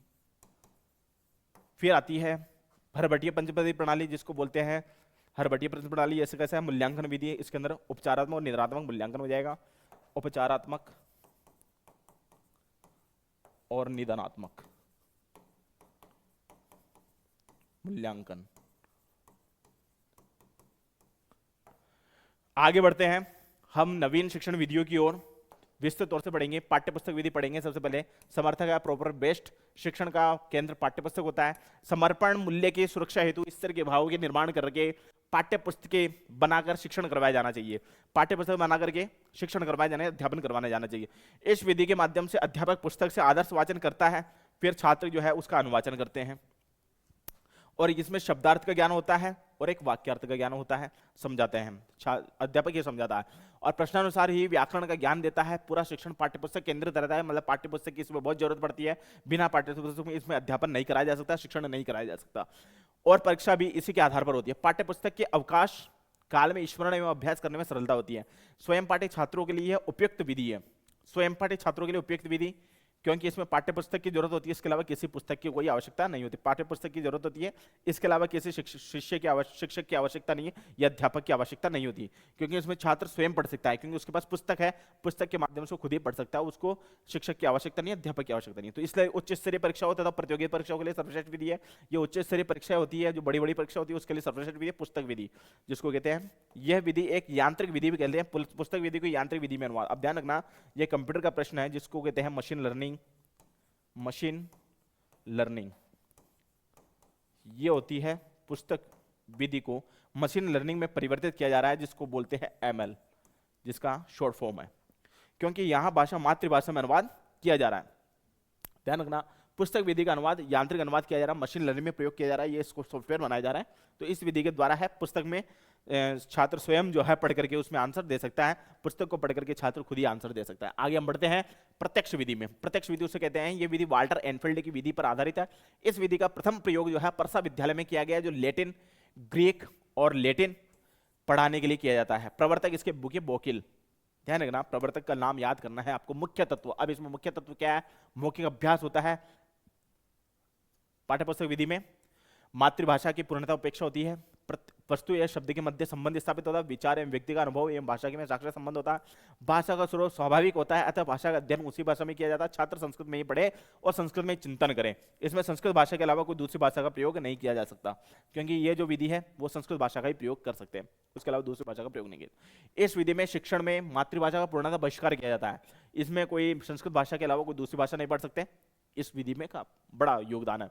एक भाषा को दूसरी भाषा में अनुवाद करना निषिद्ध किया गया है, मतलब एक भाषा को दूसरी भाषा में अनुवाद नहीं किया जा सकता। व्याख्या, काठिन्य निवारण के लिए स्थूल वस्तु का प्रदर्शन और दृश्य श्रव्य साधनों का प्रयोग, अभिनय प्रयोज्य शब्दों का प्रयोग होना चाहिए, ऐसा ये विधि बता रही है। इस विधि में वाक्यों को मूल इकाई के रूप में जाना चाहिए। यह विधि अंग्रेजी भाषा के लिए सर्वोत्तम विधि है। जैसे मैंने बताया, सफल विधि है, सर्वोत्तम विधि है, क्योंकि अंग्रेजी विश्लेषणात्मक भाषा ही है और संस्कृत एक संश्लेषणात्मक भाषा है। ध्यान रखना, संस्कृत भाषा संश्लेषणात्मक है और ये की विश्लेषणात्मक भाषा होती है। जो हमारी अंग्रेजी है विश्लेषणात्मक भाषा है, और यहाँ पर ये होती है संस्कृत भाषा। ये संस्कृत भाषा और अंग्रेजी विश्लेषणात्मक भाषा अंग्रेजी। आगे बढ़ते हैं संयुक्त विधि। संयुक्त विधि में सभी विधि आ गई। सभी विधियों का सम्मिश्रण रूप है, सभी विधियां संयुक्त विधि कहलाती है। इस विधि में पाठशाला विधि, नैतिक चारित्रिक शिक्षा, गुरु शिष्य संबंध, भंडारकर विधि से व्याकरण अनुवाद, पाठ्यपुस्तक विधि से अभ्यास और प्रत्यक्ष विधि से संस्कृत में ही अध्यापन का ग्रहण होता है। तो संयुक्त विधि उसे कहते हैं जिसके अंदर सभी विधियां सम्मिलित है। एक विधि ऐसी नहीं है जिसके अंदर सम्मिलित नहीं हो। तो सभी विधियों का सम्मिलित रूप है, सभी विधियों को जोड़ करके नई विधि का विकास किया गया है, जिसको संयुक्त विधि कहते हैं। आगे बढ़ते हैं विश्लेषणात्मक विधि, जिसको कहते हैं अंग्रेजी भाषा के लिए सर्वोत्तम विधि। विश्लेषणात्मक विधि, यह विधि पूर्ण से अंश की ओर चलती है। इस शिक्षण सूत्र पर आधारित है। शिक्षण पहले संपूर्ण पाठ्यपुस्तक से पढ़ाने के बाद पाठ को विभिन्न अंशों को बताता है। इसके बाद सीखने के लिए अभिप्रेरित होते हैं। विषयतः व्याकरण एवं कथा शिक्षण करने के लिए इसका अधिक प्रयोग किया जाता है। हर्बटीय पंचपदी प्रणाली। अब देखिए हर्बटीय पंचपदी प्रणाली क्या है, मैंने आपको बताया हर्बटीय पंचपदी प्रणाली। हर्बर्ट स्पेंसर ने, ब्रिटिश रहने के थे, ये ब्रिटिश मूल के थे, ब्रिटिश में रहते थे, ने मूलतः 4 पदों का प्रतिपादन किया। पहला है स्पष्टता, दूसरा है संबंध, तीसरा है व्यवस्था और चौथा है विधि। अब इस विधि को, स्पष्टता का क्या अर्थ होता है? स्पष्टता होता है कि इस पद को प्रस्तावना पर प्रस्तुतिकरण किया जाता है। स्पष्टता वह होती है जिस निबंध की कोई प्रस्तुतिकरण किया जाता है, निबंध की विषय वस्तु बताई जाती है, विषय का प्रस्तुतिकरण किया जाता है, वो विषय वस्तु बताई जाती है, वो स्पष्टता होती है। पहला हो गया ए। दूसरा हो गया संबंध, जिसमें तुलना करना, ट्रांसलेट करना, जिसको तुलना की जा सकती है, कॉम्पेरेटिव। कॉम्पेरेटिव का मतलब तुलना करना। व्यवस्था होता है सामान्यकरण, विधि होता है प्रयोग। आगे हम बढ़ते हैं। इस तरीके से हर्बटीय पंचपदी प्रणाली, शिष्यों ने भी अब उसको क्या किया, हर्बटीय पंचपदी प्रणाली को शिष्यों ने यह प्रयोग किया गया कि शिष्यों ने एक 5वां प्रयोग और कर दिया। उसके अंदर 5वां प्रश्न, यानी मतलब 5 पदों को और प्रयोग कर दिया उन्होंने। पहले 4 थे, 5 और बना दिए। उन्होंने कहा पहला तो पंचपदीय प्रस्तावना होनी चाहिए, जो पूर्व ज्ञान से संबंधित होना चाहिए। विषयोपस्थापन होना चाहिए, जिसका प्रस्तुतिकरण होना चाहिए। तीसरा होना चाहिए तुलना, जिसका काठिन्य निवारण होना चाहिए। चौथा होना चाहिए सामान्यकरण, जिसका निष्कर्ष निकालना होना चाहिए। 5वां होता प्रयोग, जो प्रैक्टिकल भी होना चाहिए। इन्होंने, जो शिष्यों ने यह प्रयोग किया हर्बटीय पंचपदी प्रणाली के अंदर, शिष्यों ने प्रयोग करके उसको 5वां प्रयोग कर दिया, जिसके अंदर प्रयोगात्मक विधि भी कहते हैं। उसको मनोवैज्ञानिक विधि भी उन्होंने बना दी, जिसको प्रयोगात्मक विधि कहा जाता है, प्रैक्टिकल विधि भी कहते हैं। हर्बटीय पंचपदी प्रणाली को प्रैक्टिकल विधि भी कहते हैं। आगे बढ़ते हैं मूल्यांकन विधि। अब मूल्यांकन विधि का क्या रोल है? जैसा कि मैंने आपको कल भी बताया था कि मूल्यांकन विधि जो है एक अलग अलग तरीके की विधियां हैं। मूल्यांकन विधि उसको कहते हैं जो किसी न किसी परिणाम का कोई ना कोई मूल्य होता है। कोई भी परिणाम होगा उसको कोई ना कोई मूल्य होगा, चाहे वो किसी भी हो। व्यवहार में परिवर्तन हो जाता है, वही मूल्यांकन होता है। व्यवहार में जिसका परिवर्तन होता है उसको मूल्यांकन कहते हैं। यह हर्बटीय पंचपदी प्रणाली में विस्तृत रूप है। इसमें विद्यार्थी शिक्षक दोनों की दृष्टि से पाठ में सफलता मिलती है। अब इसके गुण क्या होते हैं ये ध्यान रखना है कि एक ये मनोवैज्ञानिक विधि है। सबसे पहला तो पॉइंट ये है कि मनोवैज्ञानिक विधि है, क्योंकि इसमें मूल्यांकन के साथ साथ चलता है। शिक्षक को अपने शिक्षण में सुधार करने में उचित दिशा का ज्ञान होता है, मतलब उचित दिशा का ज्ञान होता है। तो ये चीज चलती है कि हर्बटीय पंचपदी प्रणाली में हमने ये जाना कि ये जो हर्बटीय पंचपदी प्रणाली है, पहले तो उन्होंने 4 प्रयोग किए, फिर 5वां प्रयोग जो है, 5वां प्रयोग प्रयोगात्मक कर दिया गया, जिसके माध्यम से माना गया कि यह जो प्रयोग है वो एक प्रैक्टिकल तौर पे लिया जा सकता है। यह हर्बटीय पंचपदी प्रणाली का प्रयोग किया गया है। हर्बटीय पंचपदी प्रणाली में 4 प्रकार बताए थे, फिर उसके बाद में एक और प्रकार बना दिया उन्होंने, इसमें प्रयोगात्मक विधि भी जोड़ दी गई। इसको हर्बटीय में पंचपदी प्रणाली में मानी गई। हमने हर्बटीय प्रणाली पढ़ी है अभी, और प्रणाली में जो हमने ये बताया दिया मैंने आपको कि प्रणाली जो होती है वह हर्बटीय प्रणाली में पहले 4 माने, फिर उनके शिष्यों ने उसका प्रयोग किया गया, एक 5वीं प्रणाली में मान गई, जिसके अंदर प्रयोजना या फिर उसको बोल सकते हैं प्रैक्टिकल तौर में प्रायोगिक प्रणाली भी उन्होंने जोड़ दी गई। तो इस तरह की जो प्रणाली होती है हमने हर्बटीय 5 प्रणाली को हमने माना। अब आते हैं तीसरी प्रणाली, तीसरी जो हमारी विधि है जो आती है नवीनतम शिक्षण विधियां, जिसको बोलते हैं तीसरी विधि। अब तीसरी विधि के अंदर जो है हम क्या मानते हैं कि संस्कृत शिक्षण में हर्बटीय पंचपदी प्रणाली जो होती है उसको जोड़ करके योजनाओं का निर्माण करते हुए क्रमशः मूल्यांकन विधि भी जोड़ दिया गया, संयुक्त विधि भी जोड़ दिया गया। लेने के बाद भी विद्यार्थी संस्कृत को नहीं समझे तो इन नवीनतम उपागमों का प्रयोग किया गया। नवीनतम उपागमों का प्रयोग किया गया, इसका मतलब कि नवीन शिक्षण विधि बनाई गई। नवीन शिक्षण विधि को एक नया रूप दिया गया, जो नवीन शिक्षण विधियों को नवीनतम शिक्षण विधियों में परिवर्तित कर दिया गया। जो यदि न तो विद्यार्थी न संयुक्त विधि समझ सकता है न मूल्यांकन विधि समझ सकता है, तो उसके लिए एक नई विधि का प्रयोग किया गया। उसके लिए एक नवीन विधि माना गया, नवीनतम शिक्षण विधियां, जिसके बोलते हैं सूक्ष्म शिक्षण भी हो सकता है, आगमन उपागम भी हो सकता है, समस्या समाधान भी हो सकता है, ह्यूरिस्टिक प्रणाली भी हो सकती है, संगणक शिक्षण उपागम भी हो सकता है। आगे हम पढ़ते हैं। जैसा कि मैंने आपको बताया, एक तो प्राचीन शिक्षण विधियां होती है जिसके अंदर भंडारकर विधि हमने पढ़ी है, जिसको व्याकरण अनुवाद विधि कहते हैं। फिर उसके बाद में हम नवीन शिक्षण विधियां पढ़ी है, जिसके अंदर पाठ्यपुस्तक बहुत सारी विधियां हैं उसके अंदर हमने पढ़ी है, जिसके अंदर हम नवीन शिक्षण विधियों के अंदर जो जितनी सारी विधियां पढ़ी है वो अलग अलग विधियां थी नवीन शिक्षण विधियां। नवीन शिक्षण विधियों से छात्र यदि नहीं समझता है, छात्र को यदि वो नहीं समझ में आ रहा है, तो उसके लिए एक नई प्रणाली बनाई गई, जो मेकाले ने तीसरी विधि का नाम दिया नवीनतम शिक्षण विधियां। मेकाले ने कहा कि 3 प्रकार होते हैं शिक्षण विधियों के। पहला प्रकार प्राचीन शिक्षण विधियां हो जाएगी, दूसरा प्रकार नवीन शिक्षण विधि हो जाएगी, तीसरा प्रकार और मानते हैं उसको अंदर नवीनतम शिक्षण विधियां हो जाएगी। तो आगे बढ़ते हैं हम इन विधियों में, आगे बढ़ते हैं सूक्ष्म शिक्षण उपागम। अब सूक्ष्म शिक्षण उपागम उसको कहते हैं माइक्रो टीचिंग। अब इसका दूसरा नाम है माइक्रो टीचिंग। माइक्रो टीचिंग इसमें कहते हैं शिक्षण को कला एवं विज्ञान दोनों माना गया है, दोनों के रूपों में विकास की गति के साथ स्वीकार किया गया है। इसके गुण क्या है कि यहाँ एक व्यक्ति शिक्षण प्रविधि है, इसमें वास्तविक शिक्षण तथा पाठ्य पुस्तक सरल होती है, इसमें कक्षा व आकार बहुत सीमित होता है, इसका उद्देश्य विशेष शिक्षण कौशलों का विकास किया जाता है, और आगे इसके द्वारा कक्षा शिक्षण की जटिलताओं को भी कम किया जाता है। ये माइक्रो टीचिंग है जिसके अंदर सूक्ष्म शिक्षण आता है, हम इसमें सूक्ष्म से स्थूल की ओर चलते हैं। माइक्रो टीचिंग का मतलब यह है सूक्ष्म स्थूल से सूक्ष्म की ओर भी हम चल सकते हैं, तो इसलिए माइक्रो टीचिंग उसको कहते हैं जिसमें सूक्ष्म शिक्षण प्रयोग किया गया है, जिसमें कला विज्ञान दोनों को जोड़ा गया है। आगे हम बढ़ते हैं आगमन उपागम। जो ये आगमन उपागम है इसमें भी नियम बताए जाते हैं कि इस शिक्षण विधि प्रतिमान के प्रवर्तक हिल्दा तबा थे। ये हिल्दा तबा जो नाम था, तो इसको यहां पर ले सकते हैं कि हिल्दा तबा शिक्षण विधियां भी कहते हैं, इसको हिल्दा तबा शिक्षण विधियां भी कहते हैं, हिल्दा तबा शिक्षण विधियां, इसका दूसरा नाम है ये हिल्दा तबा शिक्षण विधि। दूसरा एक और नाम बनाया गया, पहले इसका नाम जो लिखा गया आगमन उपागम ही था, लेकिन इसको जो लेखक थे हिल्दा तबा था, हिल्दा तबा लेखक होने के कारण इसका दूसरा नाम जो है आगमन उपागम का हिल्दा तबा शिक्षण विधि बताया गया। इसके विकास अध्यापन के लिए किया गया है, जिसमें अध्यापक शिक्षण की अधिगम समस्याओं का विश्लेषण कर उसका निदान व उपचार कर सके, निदान भी कर सके और उपचार भी वह कर सके। निदानात्मक उपचार जैसे कि मैंने आपको कल बताया, निदान वो होता है कि समस्या को बताना, लक्षण को बताना, लक्षण को बता देंगे तो वह निदान कहलाएगा। जैसे उस लक्षण का समाधान कर देंगे, हम उस समस्या का समाधान कर देंगे तो वो आ जाएगा उपचार कर देंगे, हम उसका उपचार कर देंगे। यानी डॉक्टर जिस तरीके से पहले समस्या को सुनता है बाद में उसका उपचार बताता है, उसी तरीके से हमारे शिक्षण में भी यही होता है, पहले छात्र की समस्या हम पहले पहचानते हैं, हम जानते हैं, उसके बाद में उसका निदान करते हैं, यानी उसके बाद में उसका उपचार हम करते हैं, उस समस्या का समाधान करते हैं। तो ये निदान और उपचारात्मक हो गया। अतः ये शिक्षण सामाजिक विषयों के लिए बहुत ही लाभकारी शिक्षण है। ध्यान रखना, जो ये शिक्षण विधि है आगमन उपागम, ये शिक्षण सामाजिक विषयों के लिए बहुत उपकारी विधि है। आगे आते हैं इसके सोपान। उद्देश्य हो सकता है संरचना, सामाजिक प्रणाली, संवरण, शामपट्ट, उपयोग और मूल्यांकन, ये इसके सोपान है जो अलग अलग होते हैं। आगे आते हैं समस्या समाधान उपागम। अब जो उपागम है ये समस्या समाधान शिक्षण विधि। अब इसके अंदर आते हैं समस्या समाधान विधि के 4 सोपान है। पहला सोपान आ जाएगा समस्या, समाधान प्रक्रिया, परिकल्पना, समाधान, इसका लास्ट में जो हो जाता है समाधान हो जाएगा, इसको उपचारात्मक शिक्षण भी कहते हैं। आगे हम बढ़ते हैं समस्या समाधान विधि के उपागम। आगमन उपागम हो सकता है, निगमन हो सकता है, विश्लेषण हो सकता है, संश्लेषण हो सकता है। विश्लेषण उपागम में अंग्रेजी आ जाएगा, जैसा कि मैंने आपको बताया विश्लेषण जो है अंग्रेजी भाषा का बहुत बड़ा प्रयोग किया जा रहा है, और संश्लेषण हो जाएगा संस्कृत भाषा। संश्लेषणात्मक सिर्फ संस्कृत भाषा में मिलती है, क्योंकि संश्लेषण जो होता है सारांश होता है, जो सारांश जो होता है टॉपिक का सारांश, जो संश्लेषण उपागम जो संश्लेषण विधि है वो एक संस्कृत में ही ज्यादा प्रयोग की गई है, और विश्लेषण विधि ज्यादा प्रयोग किया जाता है अंग्रेजी के अंदर, विश्लेषण तक ज्यादा मिलती है। तो इसलिए समस्या समाधान विधि की जो उपागम है आगमन, निगमन, विश्लेषण और संश्लेषण। विश्लेषण का बहुत बड़ा योगदान अंग्रेजी है, फिर उसके बाद संश्लेषण का बहुत बड़ा योगदान संस्कृत है संश्लेषण का। आगे हम बढ़ते हैं ह्यूरिस्टिक विधि, जिसको मैंने बताया हर्बटी प्रणाली को आगे बढ़ाकर आर्मस्ट्रांग ने इसको एक ह्यूरिस्टिक प्रणाली बना दिया गया। आर्मस्ट्रांग ने हर्बटी प्रणाली में एक कुछ और जोड़ करके उसको ह्यूरिस्टिक बना दिया गया, ह्यूरिस्टिक प्रणाली जिसको कहते हैं। इसके प्रवर्तक जो है आर्मस्ट्रांग है।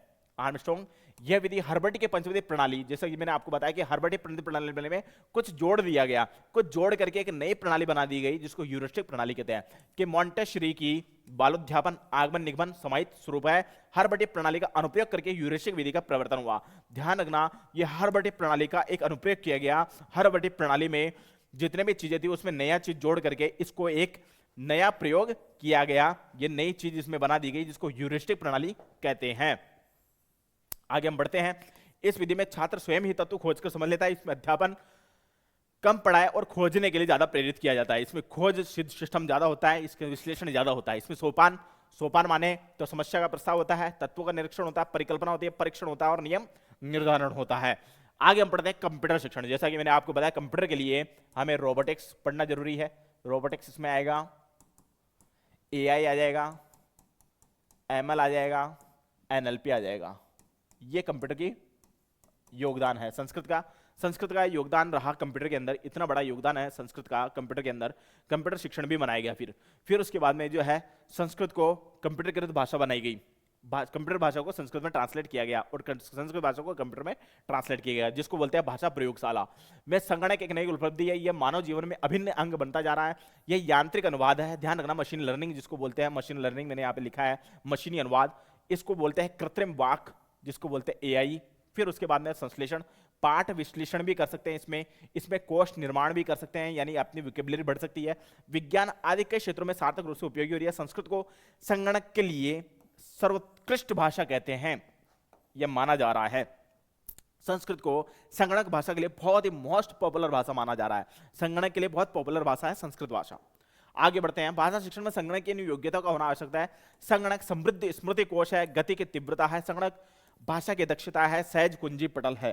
तो आगे हमने पढ़ा है इस विधि में शिक्षण एवं निदान की प्रक्रिया ज्यादा होती है। यह प्रतिमान और निदानात्मक परीक्षण और उपचारात्मक शिक्षण में क्रियात्मक रूप है, वही संगणक कंप्यूटर द्वारा किया जाता है। जैसा कि हमने बताया कि संगणक जो कंप्यूटर की कृत भाषा है, बहुत बड़ी भाषा है, और इसके अंदर जो संस्कृत भाषा का बहुत बड़ा योगदान है। संस्कृत भाषा में जो है अपन माने तो कंप्यूटर की भाषा और संस्कृत भाषा को जोड़ा जा रहा है। उसके अंदर एक अपन माने सॉफ्टवेयर बनाया जा रहा है, उसमें रोबोटिक्स बनाए जा रहे हैं, उसमें कृत्रिम बुद्धि बनाई जा रही है, वाक विशेषज्ञता कर रहे हैं। कंप्यूटर में बहुत बड़ा योगदान है संस्कृत का। संस्कृत और कंप्यूटर को बढ़ जोड़ा जा रहा है और उसके अंदर योगदान दिया जा रहा है।